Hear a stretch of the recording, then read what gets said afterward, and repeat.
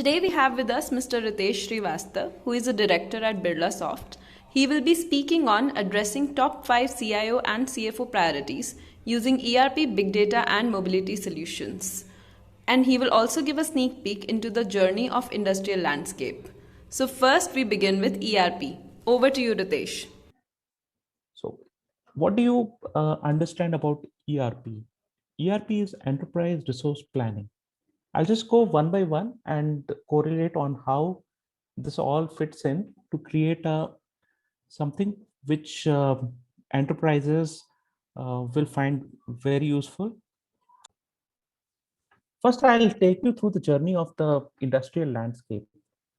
So, how our civilization has progressed in that terms. So we are coming from an ancient civilization.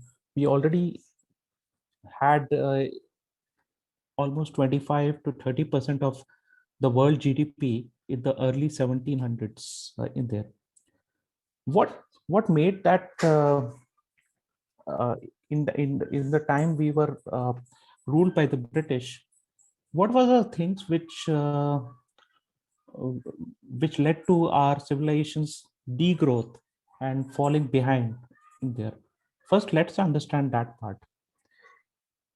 The first industrial revolution happened in around 1715 onwards, when basically the steam engine was invented in Britain.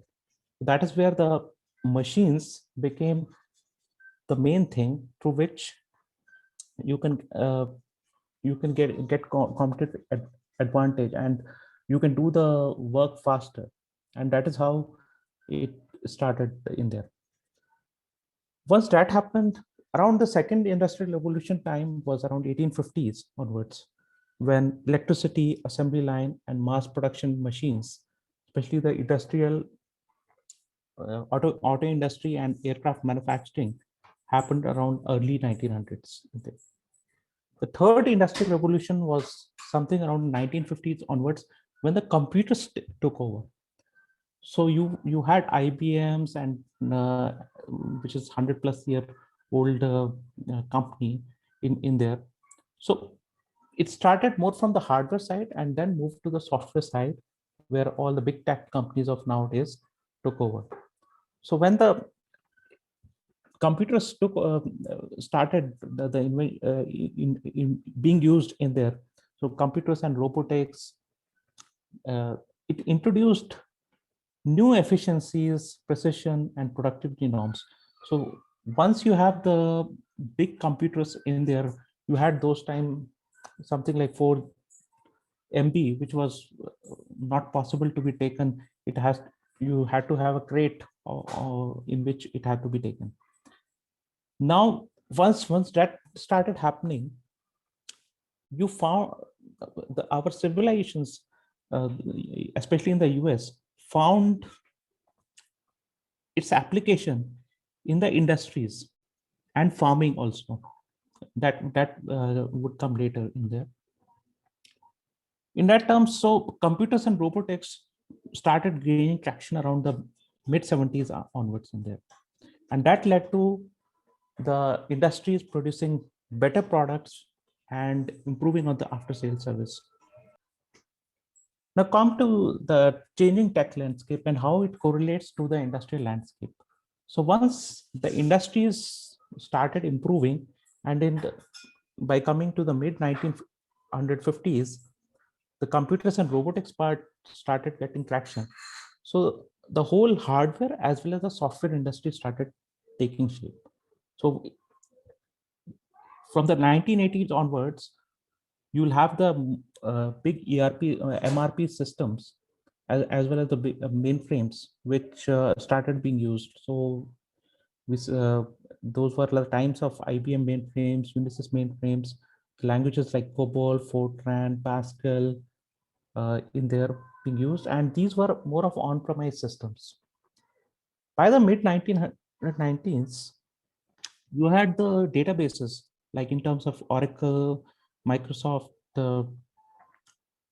SAP, and all being used. So you had a client server architecture, 3-tier architecture in terms of client server and the database layer that started being used. And internet started being used at the personal computer level. People started to have the computers at home in there, and Windows 95 was launched in 1995 in there. We all have seen the videos of that in era.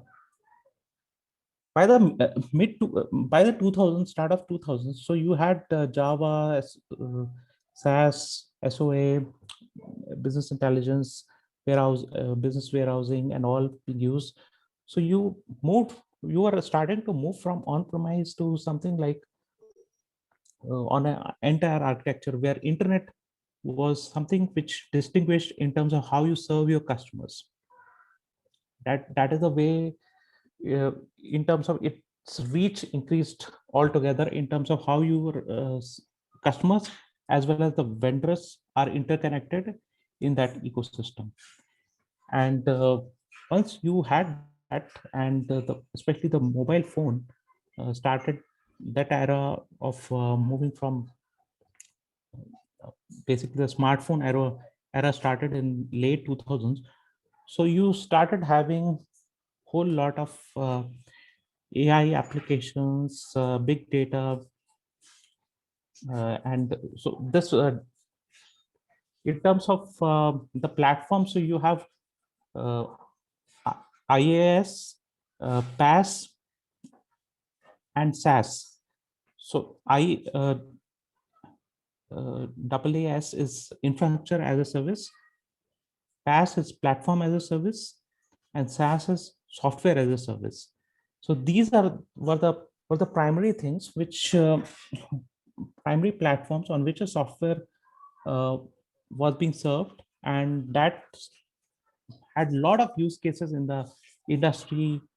Uh, and now we are finding some use cases in farming also. On this era of started in terms of mobility and the amount of data it generates, first started in petabytes and now it's in zettabytes and and you have IBM saying that in terms of the data being served is almost a quintillion amount of data.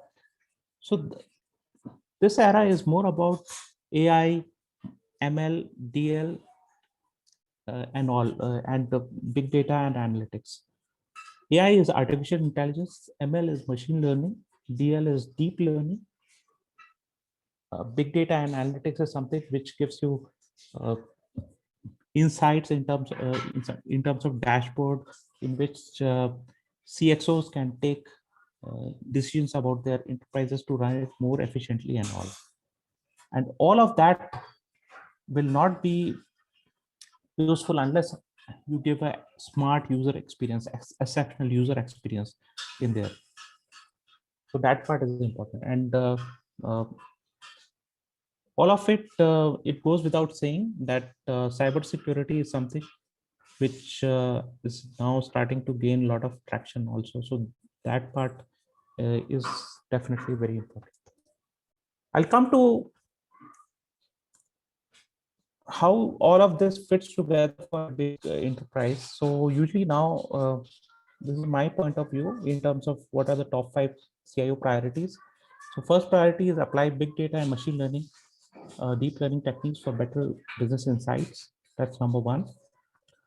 Keep providing 3 innovation themes every year in terms of process improvement, cycle time improvements, and value creation. So that will give you better competitive advantage in the market. Effective collaboration and partnerships with vendors, partners to ensure 30% of core work is done in-house by the IT department and 70% is done by preferred vendors who are good at their work in terms of their particular niche area, whether it is being in implementation, rollout, upgrade, or in general AMS, application maintenance and services. So that is what is keeping the lights on in terms of keeping the application maintenance and services to be run on on with no escalations and ensuring the month ends, quarter ends, and year ends are done flawlessly. All of this goes without saying that you should have a learning and motivated organization, and your key personnel need to be retained in there.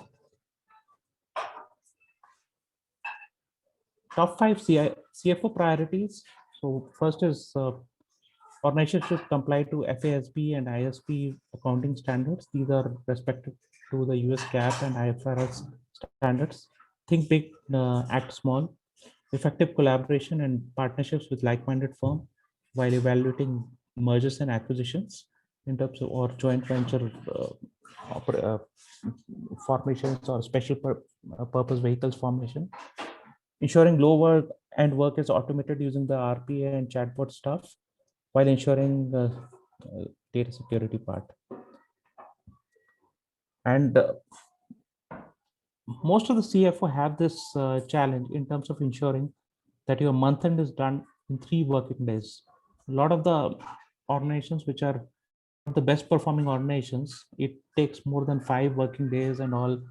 But if you look at the best performing organizations, they are striving to get the month ends in order and complete that within 3 working days. How all of this in terms of technology puts together. So I'll give you an example about the ERP, SAP. So we had an old, it was currently on the entire architecture in terms of SAP ECC6 in there. So you have financial accounting documents, controlling documents, profitability documents in there. And they have come up with Simple Finance, which does all the business transactions, universal journal entries on the fly and aggregate it. So underlying in the S4HANA is all of these technologies in terms of big data and analytics, machine learning and deep learning, RP and chatbots, and now there is a collaboration with Microsoft. So Microsoft Teams is also integrated now with S4HANA. So this is ensuring that all of those what we spoke about in terms of getting CIOs to run their or IT departments efficiently and CFOs to achieve month ends, year ends in time. That is how it fits in and ensures your organization is meeting your revenue and profitability targets. Here is one use case, like basically it's about the period end close. So in finance, you have each period end which has to be done. So using the S4HANA Spin, earlier what used to take in ECC almost more than 100 tasks in terms of closing each and every batches and then consolidating all the batches. In Simple Finance, S4HANA Simple Finance, you can all that get done on the fly in terms of real-time operations and all of these 100 plus tasks which used to be done sequentially, you can do all of that on the fly, which is illustrated here in this diagram. This increases the global competitiveness. So in terms of, as you can see, the benefits, 420 hours, lesser processing time at quarter end closing, 70% time to process reconciliation issues are reduced, 22% elimination of closing efforts. So this is how it is in there. Thank you and have a good day. I was honored to come to your channel again and given this chance. So thanks IIM community for this opportunity, and I look forward to feedback and reading through what you gained from it. Thank you. Have a good day.